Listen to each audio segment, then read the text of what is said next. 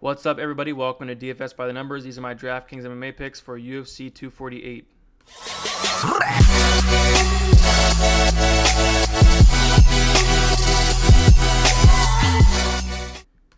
Alright, before we start the video, if you guys can leave a like, also subscribe if you haven't yet. I really appreciate that.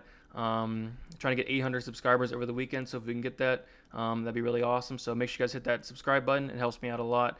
Also, I am on Patreon. If you guys are looking for some extra content, some fighter stats, targets, projections, optimizer, rankings, live odds, and access to Slack chat, now's the best time to sign up. You get 4 cards this month. If you guys are interested in looking to see what the optimizer looks like, there's a video posted on my Patreon as well. I'll put the link in the description. My optimizer has been killing it the past couple weeks. I've been using the optimizer line in my single line. I patched the past 2 weeks. Haven't really been trusting it in cash, but it ended up like killing in cash last week. So I might have to look at it a lot closer this week. Definitely like the original line it spit out, the optimal line it spit out for this week. So if you guys want to check that out, the link's going to be in the description for my Patreon. All right, so let's check out the fights that do not go to decision this week. The lines here. Vieira Safarov, minus 400, fight does not go to decision. O'Malley Quinones, minus 170, fight does not go to decision. Adesanya Romero, minus 160, fight does not go to decision. Chikazi Emmers, minus 125, fight does not go to decision. And Bakkarel Kennedy, minus 120, fight does not go to decision. The first one's fairly obvious. It's probably getting inside the distance. I think the fifth fight here, Bakkarel Kennedy, is going to be very interesting. It's the first fight of the night. Going to be really low owned. I think whoever wins this is probably going to be a slate breaker. But I'll get more into that in a second. But minus 120, fight does not go to decision. You're probably going to have both sides here. And pretty much all these fights, I'm going to have both sides besides no Safarov or Quinones for me. But other than that, Adesanya Romero, both sides there. Chikazi Emmers, probably both sides there. And then Bakkarel Kennedy, probably both sides there as well. So these are the fights that are most likely that are going to end inside the distance. So you're going to have to look at them a little bit more and probably up your ownership on those fights. All right, core plays. Israel Adesanya at 9,200. I think in a 5-round decision, he can easily hit value here, and I even think he can possibly get a knockout in round 4 or round 5. We know Romero is extremely tough, so I wouldn't be surprised if he went to decision. But even if he goes to decision, I think he'll score highly. He went to decision with Gastelum, scored 124. I think he'll have no problem hitting Romero. Romero at times plays defense with his head, puts his hands down, sticks his tongue out, and just lets you hit him. So, if it's that kind of fight, I can definitely see Adesanya being the highest scorer, scoring definitely up there. Like in the Gastelum fight, it was a war. He landed 109 significant strikes, 4 knockdowns. I don't think he's going to knock Romero down 4 times, but I can see him maybe knocking Romero down once or twice. But overall, I like Adesanya quite a bit. I like him to win this fight. I like him at that price. And cash, GPP, all formats, definitely like Adesanya quite a bit. Jamal Emmers, 8,500. After looking into it, I like Emmers quite a bit. Hopefully not too many people are on him because I think this definitely can be a slate breaker play, 8,500. Chikazi just has no takedown defense whatsoever. Just looking over Chikazi's record, in his wins, his opponent's combined record was like 11-53, something crazy like that, 13-53. Like, he has fought nobody. He has awful takedown defense.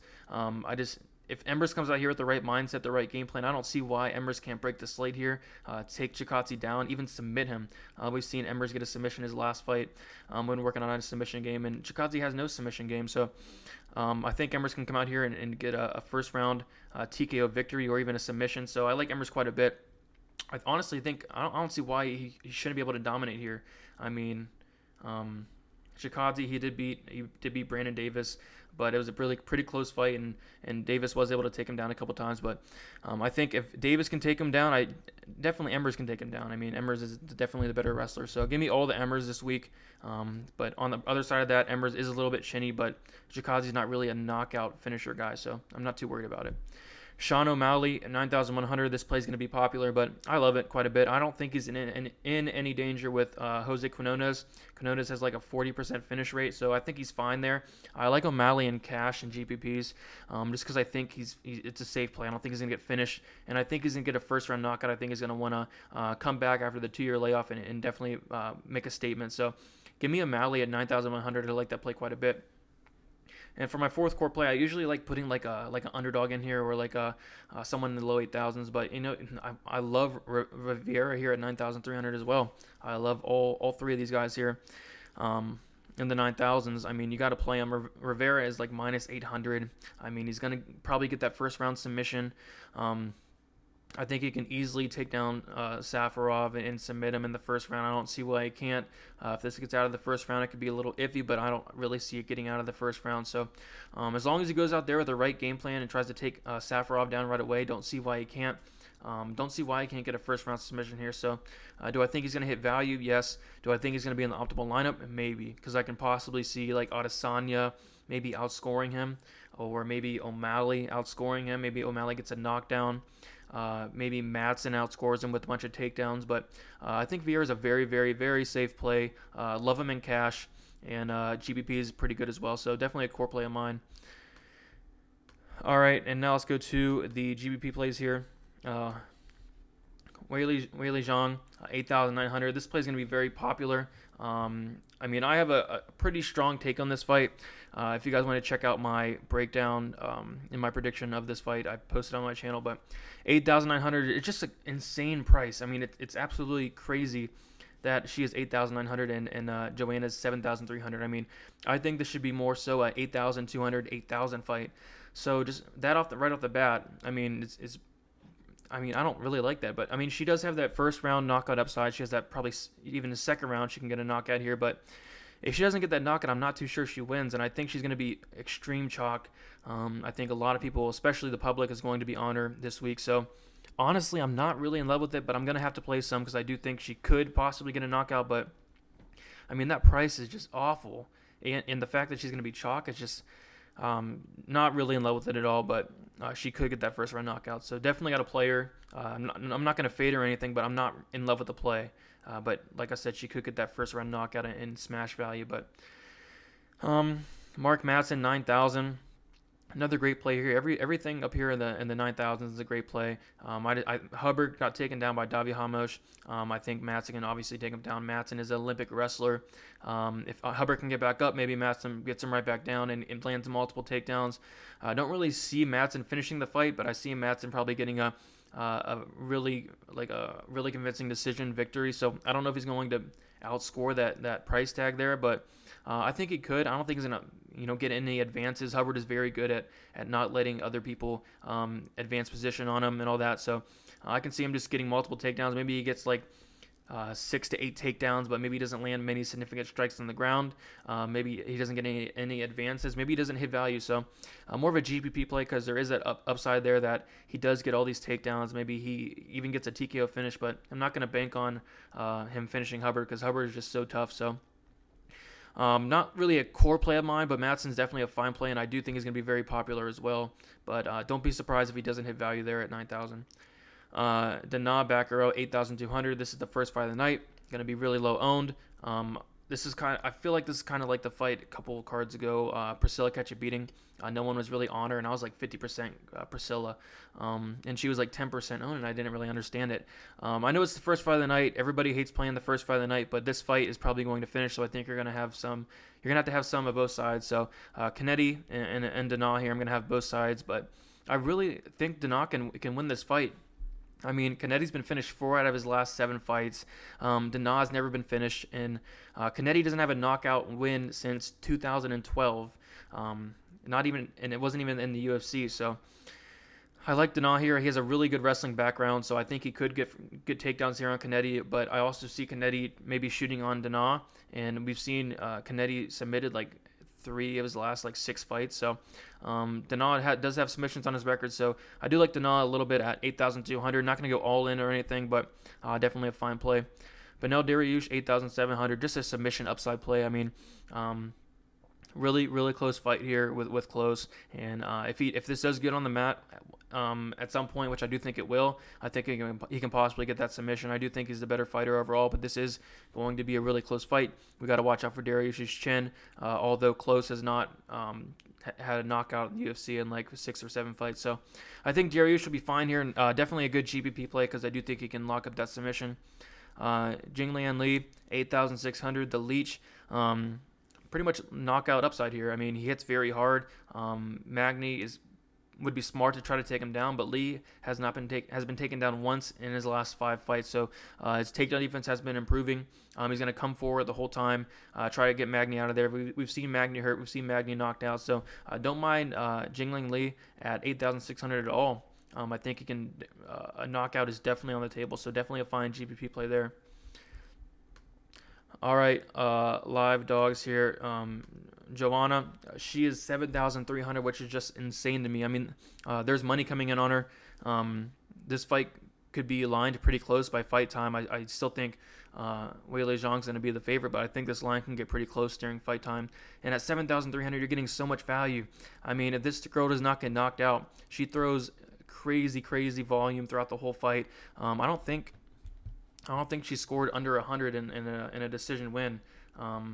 Something like that. But let's see her scores on DraftKings. Watterson, she scored 135.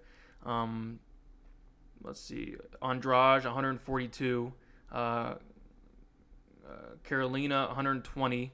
Gadelia, 118. And she got 140, 108. I mean, she just insane scores here. Obviously, I'm playing her in cash, and I do like her in GPP as well. If she can avoid that knockout shot, which I think she can, I mean, Joanna's not going to come in here like Andrade did in Bull Rusher and try to knock out Weili Zhang, you know. She's going to stay technical. She's going to stay on the outside, and I think it's a good matchup for Joanna if she fights smart here. Andrade, she went in there and she fought the fight that Weili Zhang's going to win most of the time. That's the fight that Zhang wanted. And so I think Joanna can probably pick Weili Zhang apart, and I hope Joanna is low owned. I think she will be low owned in GPPs because I see a lot of the public is on Weili Zhang, but in cash I feel like she's going to be a little chalky. But I got to eat that chalk there with Joanna. But I like Joanna. I like her in GPPs cash, but I am playing some Weili Zhang as well because she does have that knockout upside. But if she doesn't get knocked out, I see her winning this fight and winning a decision. But Weili Zhang does have only one knockout in the UFC. It was Jessica Andrade. Yes, she's been getting better, but I still think Joanna can take it there. So give me some Joanna. I'm not going to go 50-50 on the fight, but I do like that price a lot at 7,300. Very intriguing. Gerald Meerschaert, 7,900. I like him to win here as well. I think he can. I think Wynn's going to have that spicy game plan where he doesn't come out here and try to get takedowns. Just tries to fight spicely on the feet. When he tried to fight spicely on the feet the whole time, I think he's going to do that to Meerschaert. And Meerschaert has like a 5 or 6 inch height advantage. He has like a 7.5 or 8 inch reach advantage. His striking has been improved a lot. So I like Meerschaert quite a bit. If this does go to the ground, even better. I think Meerschaert can sweep him and possibly get a submission or a ground and pound. I think Wynn's going to tire out in the 3rd round. So I like Meerschaert quite a bit. Max Griffin, same thing. If he's a very tough guy, and I only see Oliveira's path to victory is knocking out Griffin or maybe submitting him. But Griffin has a very, very good chin and good cardio. If he can get out of that 1st round, which I think he can definitely take over, win a volume-based decision. So I do like Griffin quite a bit at 7,800. Not too high on Oliveira. Oliveira's on a 3-fight losing streak, and I think it's going to go to 4 here.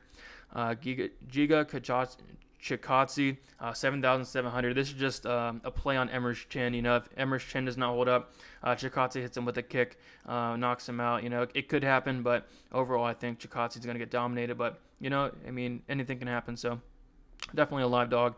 Jakar Close, 7,500. I mean, he has that wrestling advantage. Maybe he wants to take Darius down. I don't know if he should, but maybe he will. Maybe get some takedowns. But he doesn't really score high in wins or losses, so I'm not too high on this play overall. In his wins, he scored 95, 59, 62, 67, and 74. So last time he scored a lot more than usual. But other than that, he doesn't really score high. So not in love with the play, but definitely a live dog. Fades, Seperbeg, Safarov, Jose Quinona, just really no point in playing these guys. I mean, maybe you take a shot on them, but I don't really see him winning. Punt Plays, Yoel Romero. I mean, you know, he could definitely land a knockout shot. He has 5 rounds to do it. He's the type of guy that takes the first couple rounds off and then comes in the 3rd round or maybe the one of the later rounds and gets a finish. You know, so definitely not off the table. I'm going to have Romero. I don't know if I'm going to play Romero in cash yet. I mean, I feel like it'll probably be popular, but in a loss against Costa, he scored 77.5 in a loss in 3 rounds.